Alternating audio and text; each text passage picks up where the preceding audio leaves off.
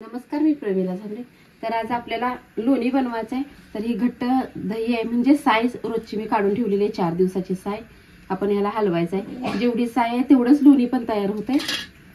तर तुम्ही कशा पद्धतीने काढता बघा। मी काय करते, 4 दिवसाची साय ठेवलेली आहे। ह्यात न गार पाणी वतता जे टाकीतलं आपलं गरम पाणी आहे ते पाणी ओतून घेणार आहे। तर वाटी भरलेली साय मी सगळी काढून घेतली आहे। तर साय जर थंड असेल तर पाणी आपल्या टाकीतलं घ्यायचं आहे, आणि जर साय वर काढून ठेवली असेल तर पाणी थंड घ्यायचं आहे। तर ह्याचं लोणी येते। तर मी पाणी टाकीतलं घेतलेलं आहे, डेऱ्यातलं न घेता आणि फ्रीज मधलं पण न घेता। तर आपण आता ह्याचं ताक करूया, म्हणजे लोणी काढूया साईडला। तर बघा, मी असं लोणी साय फिरवून घेतली, त्याचं लोणी तयार झालेलं आहे। आपण आता ह्याला एका वाटीमध्ये किंवा पातेल्यामध्ये काढून घेऊया। जोपर्यंत असा गोळा होत नाही तोपर्यंत आपल्याला ती ताक फिरवायचं आहे।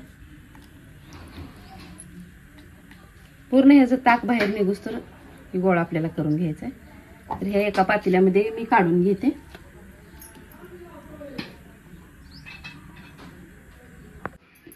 तर बघा, ही लोणी मी काढून घेतले।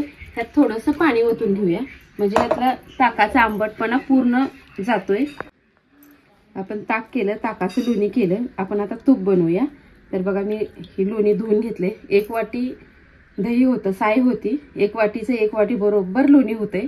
आपण आता ह्याला कडूया, हे पाणी पण ओतून काढूया, म्हणजे तूप आपलं चवीला चांगलं लागतंय।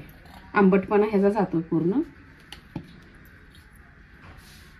आता तूप करण्यासाठी आपण लोणी गॅसवर ठेवलेलं आहे। आपण आता तूप करून घेऊया। तर बघा, मी लोणी छान असं कडवून घेतले। जोपर्यंत साईडला लालसर होत नाही तोपर्यंत आपल्याला तूप कडवून घ्यायचं। तर ह्यात आता मी तुळशीची पानं टाकून घेणार आहे।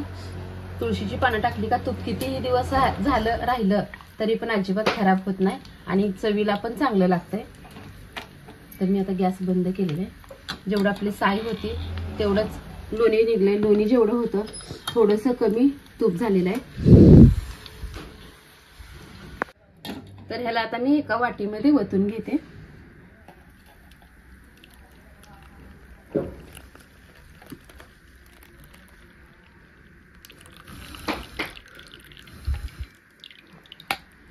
तर बघा, थोडंसंच कमी एका वाटीला तूप झालेलं आहे।